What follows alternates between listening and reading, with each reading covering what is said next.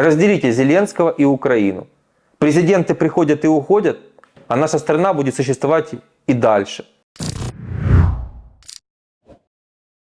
Я приветствую всех. Поиск врагов продолжается. А именно, наш президент Зеленский вляпался, если можно так сказать, в очередной скандал. Илон Маск опубликовал у себя в аккаунте X мем, связанный с Зеленским. Звучит примерно так: когда прошло 5 минут, а я не попросил очередной $1 миллиард. После всего того, что этому предшествовало, этому хамство Подоляка в адрес Маска и объявление чуть ли не врагом народа Маска в Украине, хотя теперь уже точно будет врагом народа, я об этом расскажу сейчас немножко позже. Да, Маск высмеял Зеленского. А как не высмеивать после всего происходящего? И Маск же знает намного больше, чем известно широкой общественности.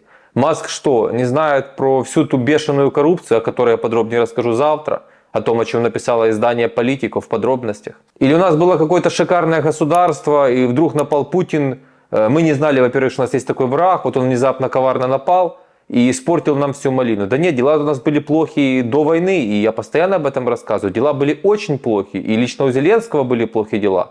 Его рейтинг стремительно падал вниз. Теперь во время войны искусственно этот рейтинг приподнялся, благодаря помощи Запада, спасибо большое. Но я сейчас не об этом, давайте разберем именно эту ситуацию.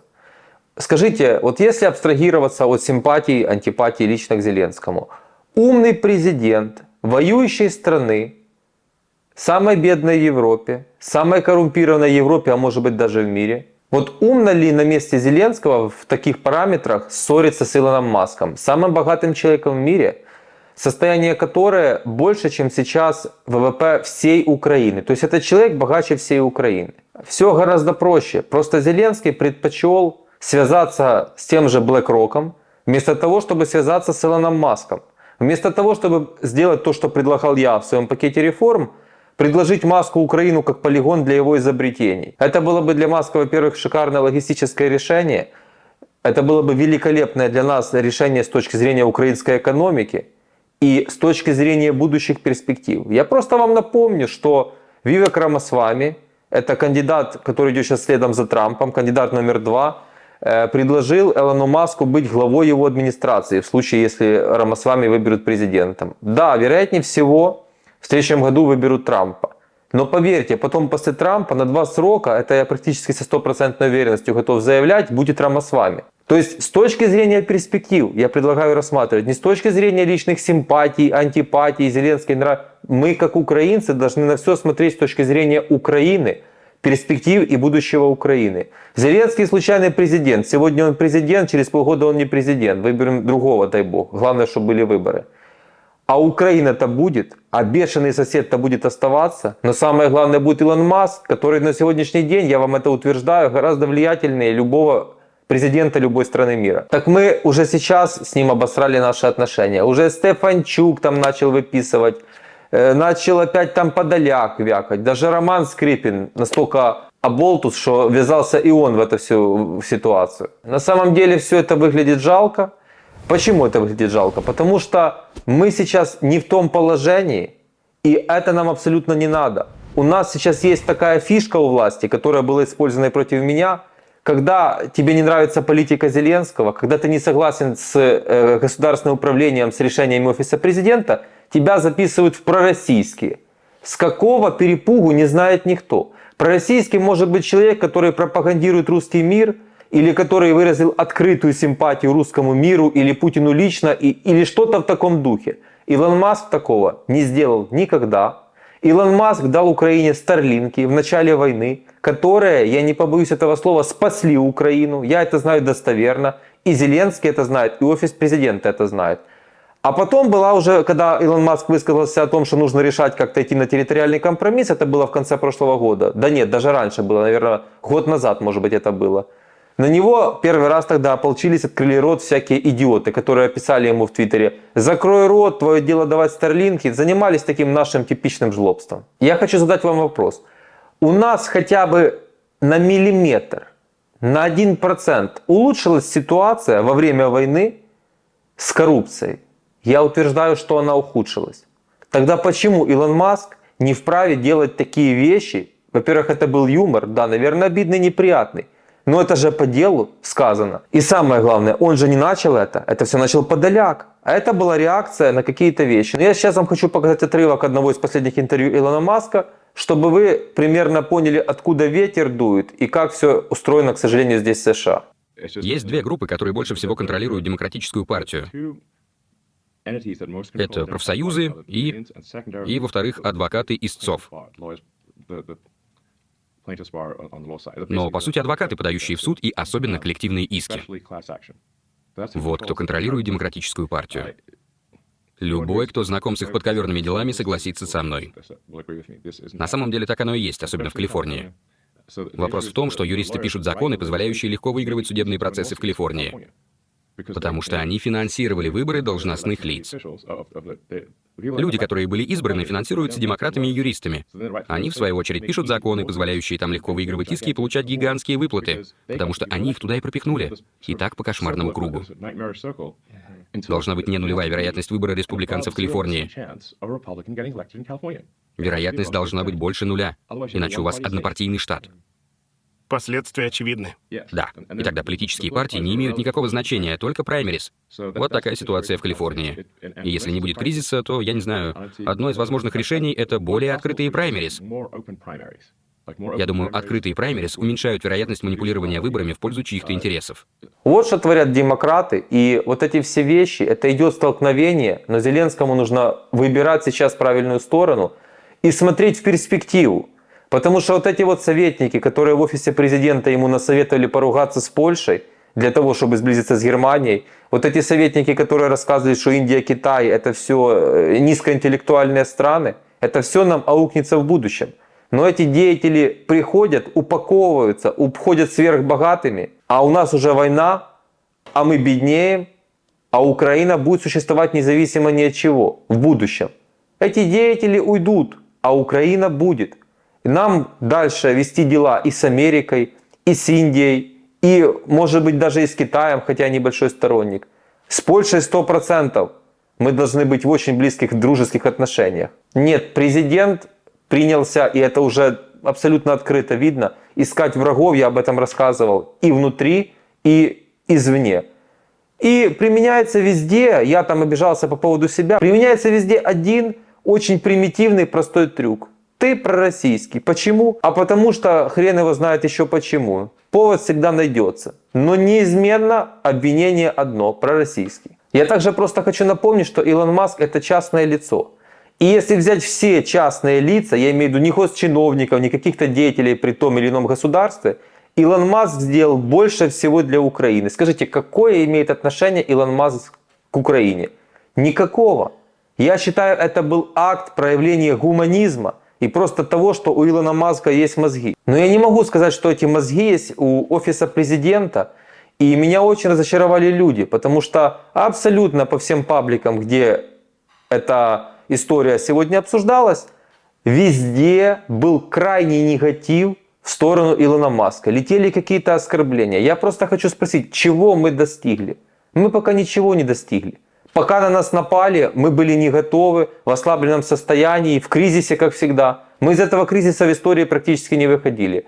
А Илон Маск — это человек, который, помимо того, что он самый богатый, я знаю, это очень многих раздражает, но это факт. Илон Маск самый богатый, самый влиятельный человек мира. Но главное, это же не просто он какой-то сырьевик, который выкачал откуда-то нефть или газ, и вот, ребята, я самый богатый. Все его состояние прозрачно, оно сделано исключительно интеллектом.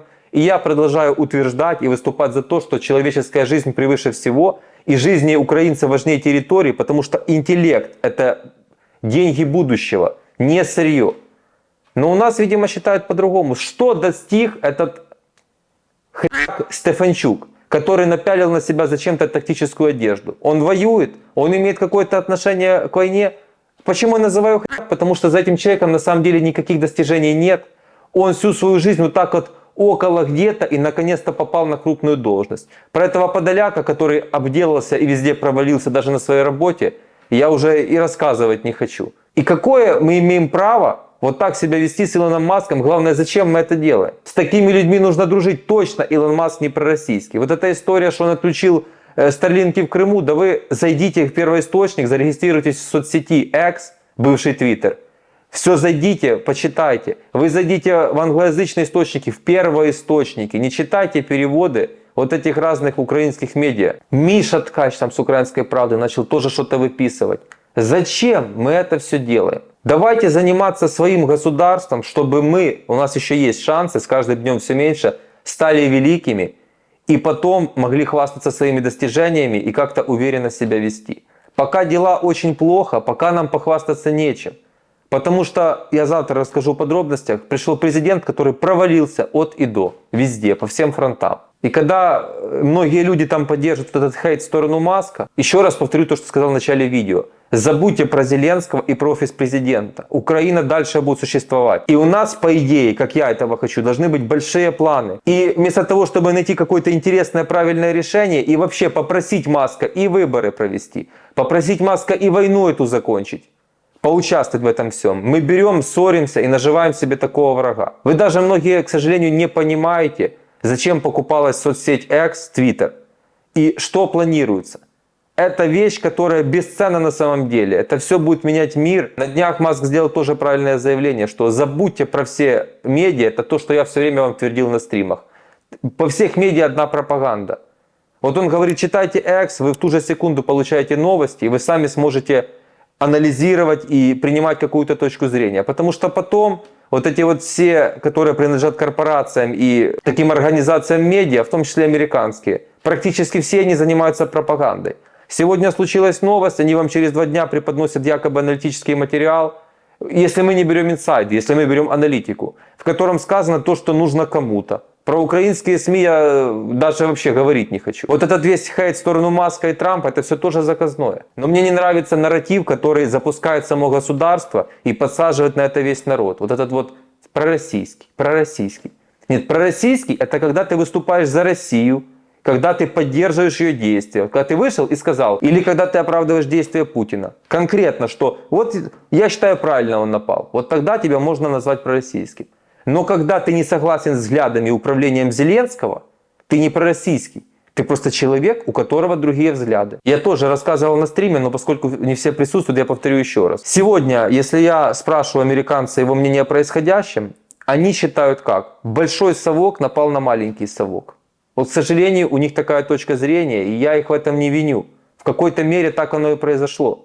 Но если вы зайдете в любые, даже вот эти пропагандистские, республиканские, демократические, любые СМИ, сегодня американские, и зайдете в комментарии, там будут тысячи комментариев, и вы там ни одного хорошего слова не найдете про Зеленского. Там будут хорошие слова про Украину, про героический украинский народ, про героическую украинскую армию. Но там не будет ни одного слова хорошего про Зеленского, потому что американцы прекрасно читают о происходящем, и прекрасно видно, что было до войны в Украине, и уж тем более, что за 1,5 года ситуация с коррупцией, с неправильным управлением, с каким-то ужасом и кошмаром, который у нас происходит внутри страны, это все только усугубляется. А здесь уже зрелая нация, она умеет отделить черное от белого, тут уже сильно голову не задуришь. Но задуришь еще у нас, объявили Илона Маска врагом. Здесь такое не проканает, это не вопрос личных симпатий. Это вопрос будущего Украины. Поэтому позволю себе дать вам один совет, который, в принципе, я уже полгода так периодически даю и упоминаю. Разделите Зеленского и Украину. Президенты приходят и уходят, а наша страна будет существовать и дальше. И нужно подумать о будущем. И нужно подумать о том, чтобы стать великими, а не плясать под дудку Блэк-Рока или всяких идиотов, которых привел Зеленский к власти, и которые сейчас представляют нашу страну, вы понимаете? Не меня же, к сожалению, послушают. Послушают какого-то Подоляка. У него много подписчиков, потому что он представляет правительство. Пожалуйста. Михаил Подоляк к целому Илону Маску обратился. Стефанчук целый в тактической одежде к Илону Маску обратился. Кто вы по сравнению с Илоном Маском? Что вы сделали в жизни? Кроме обслуживать всяких негодяев за большие деньги, вы и там провалились. И заниматься имитацией бурной деятельности, коррупцией и какой-то херней в управлении государством, просто туфтой, каким-то популизмом, демагогией, ведущим только к кризису и вот уже к войне. Ослабили настолько страну, что позволили этому монстру на нас напасть. Вот все, что вы сделали. И вы сейчас смеете такие вещи делать. Ладно, не хочу повторяться. Напишите, пожалуйста, свое мнение в комментариях. Вы не обязаны быть моими единомышленниками во всех вопросах, но напишите, мне интересно, что вы думаете на этот счет.